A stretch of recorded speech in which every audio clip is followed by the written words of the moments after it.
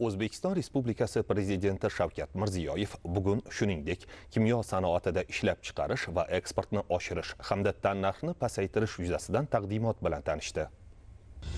Kimyo sanoatining rivojlanishi har qanday davlatning iqtisodiy o'sishini ta'minlovchi eng muhim yo'nalishlardan biri hisoblanadi. Mazkur tarmoq qurilish, qishloq xo'jaligi, tibbiyot, energetika va boshqa strategik sohalarda talab yuqori bo'lgan mahsulotlarni ishlab chiqarishda asosiy o'rinni egallaydi. Zamonaviy kimyo sanoati nafaqat qo'shilgan qiymat manbai, balki mamlakatning texnologik darajasini oshirish, uning eksport salohiyati va jahon bozorida raqobatbardoshligini mustahkamlash vositasiga ham aylanmoqda. Ushbu sohaning barqaror rivojlanishi, ishlab chiqarish jarayonlarini optimallashtirish hamda bu boradagi xarajatlarni kamaytirish, shu bilan birga innovatsion tarmoqlar uchun mustahkam asos yaratish imkonini beradi. Kimyo sanoati o'g'itlar, polimerlar, farmatsevtika va qurilish materiallari, shu bilan birga elektronika va energetika uchun yuqori texnologik kimyoviy komponentlar ishlab chiqarishda alohida ahamiyat kasb etmoqda. Jahon amaliyoti shuni ko'rsatadiki, zamonaviy texnologiyalar ishlab chiqarishni raqamlashtirish va avtomatlashtirish usullari mahsulot sifati hamda hamyonbop narxlarni saqlab qolish va eksport hajmini kengaytirishga xizmat qiladi. 2017-yilgacha O'zbekistonda kimyo sanoatining rivojlanishi va eksport salohiyatining o'sishiga to'siq bo'luvchi bir qator tizimli muammolar mavjud edi. Ko'plab korxonalar eskirgan texnologiyalardan foydalanar, bu esa mahsulot tannarxining oshishiga,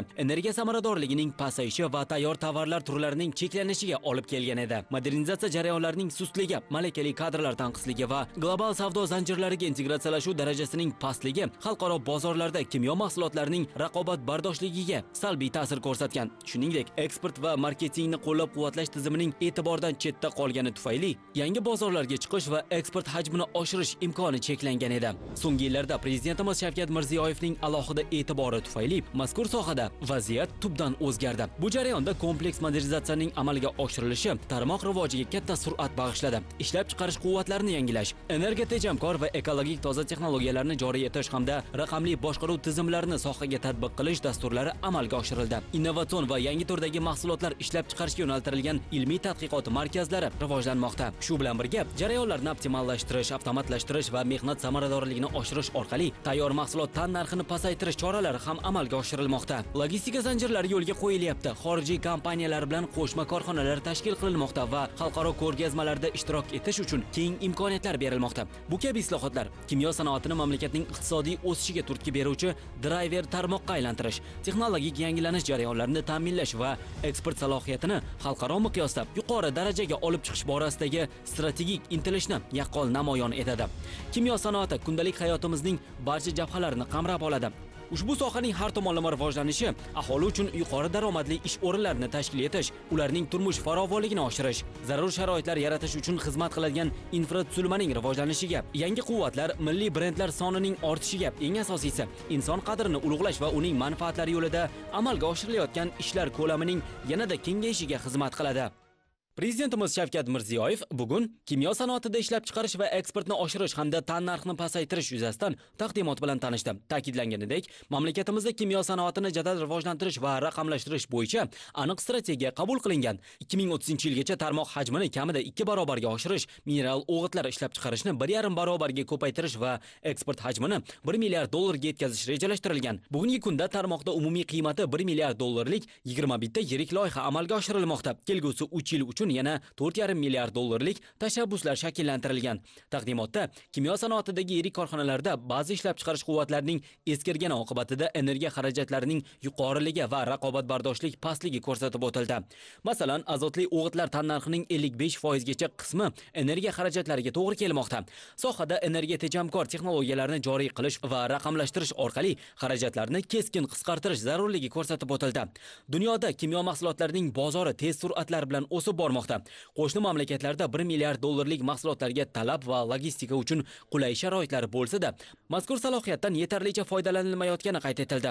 Taqdimotda mahalliy xom ashyoni chuqur qayta ishlash hisobiga yangi mahsulot turlarini o'zlashtirish va eksportni kamida 2 barobarga oshirish mumkinligi ta'kidlandi. Joriy yilda Toshkent, Navoiy va Jizzax viloyatlarida yashil mineral o'g'itlar, tsan tuzlari, kaliy ksantagenat, kaliy sulfati kabi yuqori qo'shilgan qiymatli mahsulotlar chiqaradigan loyihalar ishga tushdi. Ushbu yangi mahsulotlar mahsulotlar eksportini oshirishni hozirdan hisob-kitob qilish zarurligi ko'rsatib o'tildi. Kelgusi yilda paxta va g'alla yetishtirish hajmlarini oshirish uchun bugundanoq amaliy harakatlarni boshlash zarurligi ta'kidlandi. Buning uchun fosforli o'g'itlarning yetarli zaxirasini tayyorlash, o'g'it ishlab chiqaruvchilarga yetarli miqdorda sulfat kislotasini yetkazib berish vazifasi qo'yildi. Fermerlarni o'g'it bilan ta'minlash uchun imtiyozli kreditlar ajratish ishlarini tezroq boshlash zarurligi ta'kidlandi. Prezidentimiz kimyo sanoati mamlakat iqtisodiyotidagi strategik tarmoq ekanini ta'kidlab, ichki bozorni barqaror ta'minlash, eksport salohiyatini oshirish va yangi ish o'rinlarini yaratish yuzasidan aniq topshiriqlar berdi.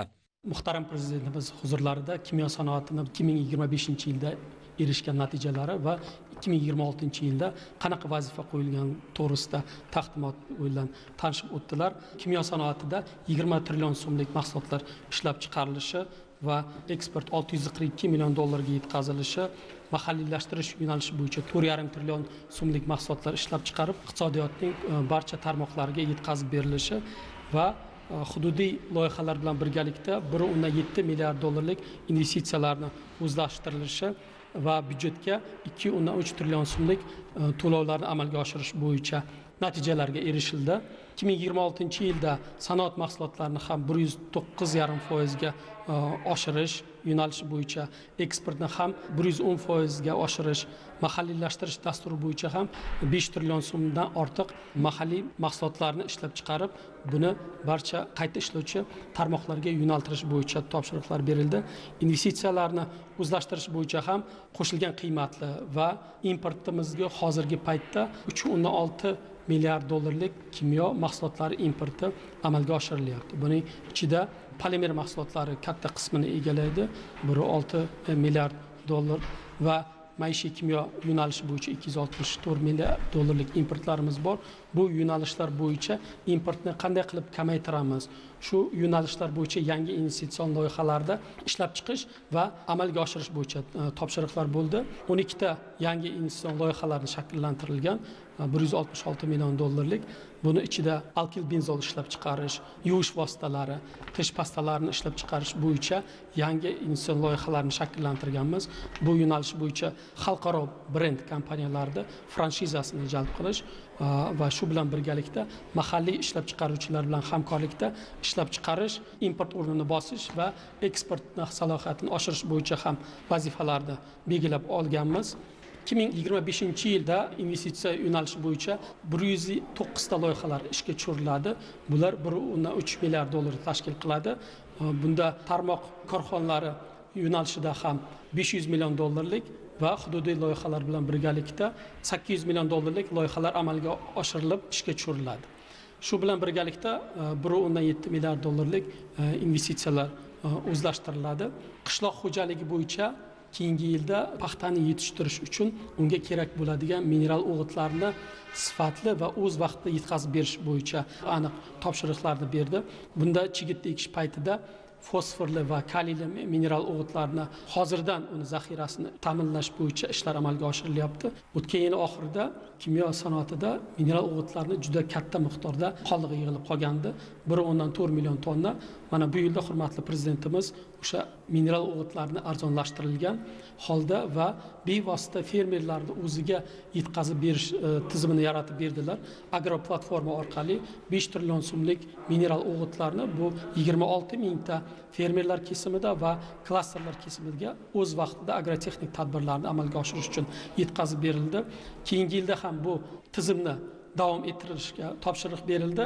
Raqamlashtirish va transformatsiya yo'nalishi bo'yicha ham yagona axborot markazi tashkil etildi. Bu bizga 170 milliard so'mlik xarajatlarimizni kamaytirishga zamin yaratib berdi. Natijasida ishlab chiqarishimizda 766 milliard so'mlik tannarxni kamaytirishga erishildi. Keyingi yilda 983 milliard so'mlik tannarxni kamaytirish bo'yicha ham 120 dan ortiq chora-tadbirlarni belgilab oldik. Eskirgan elektr dvigatellar, nasoslar, qurilmalarni bularni modernizatsiya qilish bo'yicha topshiriqlar berdi.